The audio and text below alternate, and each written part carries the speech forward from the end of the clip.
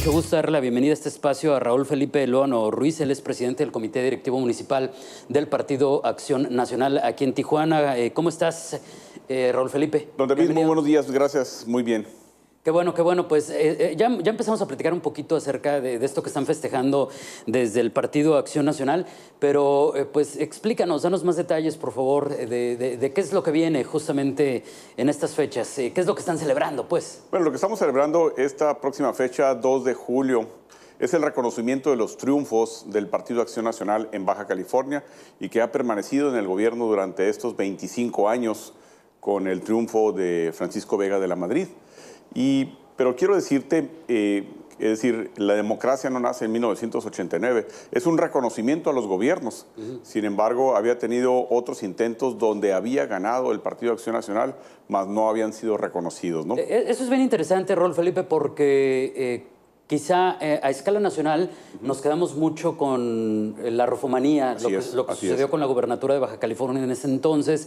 En el caso local, pues el trabajo de Montejo Fabel y su equipo, pero hubo otros éxitos del Blanquiazul. Así es, principalmente, y recordarás el abogado del pueblo, don Rosas Magallón, que compitió en 1959 por la gubernatura y que la gana la gubernatura y que no fue reconocida, le robaron la gubernatura, y donde se escuchan las historias de quienes vivieron en esa época, que eran perseguidos, eran encarcelados, eran desaparecidos, eran exiliados del Estado. Y en esa campaña de 1959, donde el general Hermenegildo Cuenca Díaz precisamente era el jefe de la zona regional militar y que participó abiertamente en la campaña en contra del PAN, en contra de nuestros políticos de Acción Nacional, y que esa campaña prácticamente se la robaron. Posteriormente, en 1965, Corella participa nuevamente como candidato a gobernador y que finalmente pues también es robada esa elección a través de fraudes electorales que existían, el robo de las urnas. En 1968, muy importante esa elección, donde en Mexicali, en Tijuana, desaparecieron los poderes, las presidencias municipales. Las declararon inválidas esas elecciones y tuvieron que volver a convocar elecciones. Y posteriormente en 1970, que el PAN estaba en la disyuntiva de no participar en la elección presidencial. Y así fue campaña tras campaña, donde la lucha de los políticos de Acción Nacional no eran reconocidas sus triunfos. Y fue pues hasta 1983, incluso de Eugenio Lurdi, que participó en esta campaña presidente municipal por Mexicali y que no es reconocido tampoco el triunfo en Mexicali, que él nombra un cabildo alterno y que sesionaban a las afueras del Palacio Municipal de Mexicali. Y no es hasta 1986 donde le reconocen el triunfo a Ernesto Rufo en Ensenada. ¿Qué cambia en esos momentos? Porque incluso antes de platicar al aire sabemos que ha habido cuestionamientos en torno a si hubo acuerdos políticos, si se repartieron el pastel, como se dice coloquialmente. Así es. Porque esta historia, digamos, como tú dices, Raúl Felipe, tiene que ver con un reconocimiento de alguien que está en el poder respecto a alguien que ganó un puesto de elección popular de manera legítima, pero que se lo reconoce además públicamente, que es lo que no sucede en estos otros casos que nos platicabas. ¿Qué es lo que pasa en ese momento? Bueno, yo creo que el haber ganado la campaña de 1989, yo creo que es una situación en la que no le queda otra forma de legitimar su gobierno, en este caso a Carlos Salinas de Gortari, que reconocer el triunfo de Baja California. Esa hegemonía que existía del gobierno y el partido, es decir, el PRI con el gobierno, lo único que hizo fue no permitir el fraude electoral, porque intentos sí lo hubo.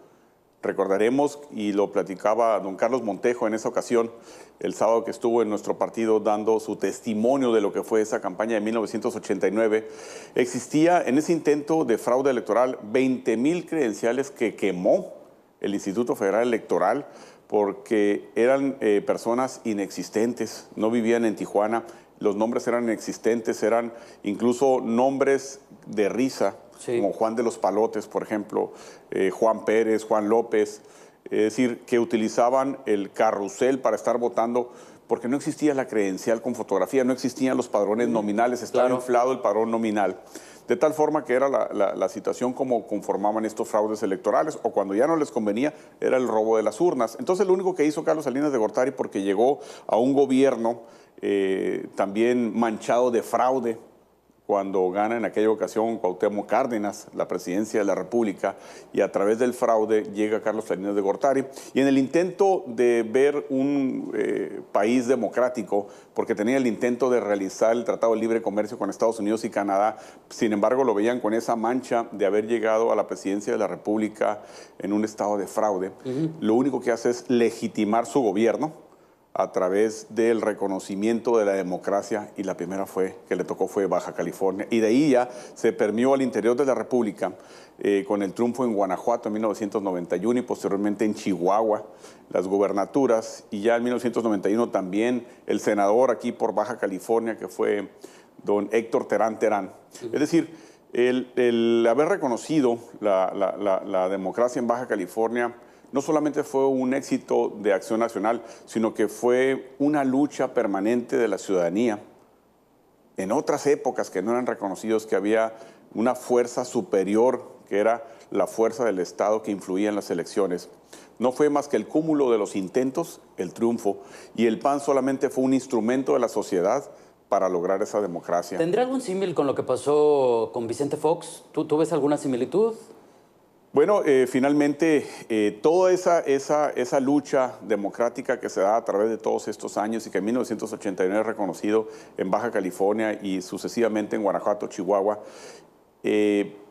poco a poco fue ganando espacios políticos, Acción Nacional, pero no solamente para Acción Nacional, sino también esto permitió que pudieran ganar otros partidos políticos. Es decir, la democracia se hace una forma de vida, despierta a la ciudadanía en las campañas electorales, y logran también otros partidos políticos el triunfo en otros partidos, en otros estados. Aunque en esos tiempos, hace décadas, le costó la vida a muchas personas. A muchas personas, murió mucha gente. Sí, eso fue algo del costo político que vivieron los personajes, los protagonistas de esa historia en ese entonces. Sin embargo, por ejemplo, aquí en Baja California siempre ha sido ejemplo en esto que nos dices, Raúl Felipe, y vino una época, digamos, de bonanza política para el Partido de Acción Nacional. Pero hace algunos años, por ejemplo, pierden todas las presidencias municipales. Sí. Hoy por hoy empiezan a recuperarlas. También los espacios en el Congreso del Estado. Había una mayoría blanquiazul, pierden esa mayoría. ¿Qué es lo que se perdió y que aparentemente hoy por hoy comienzan a recuperar? Desde tu visión, ¿qué es lo que pasó? Bueno, desafortunadamente los gobiernos siempre tienen un desgaste natural. Sin embargo, también eso influye mucho el que, lógicamente, los partidos políticos haya una lucha permanente por querer lograr el poder.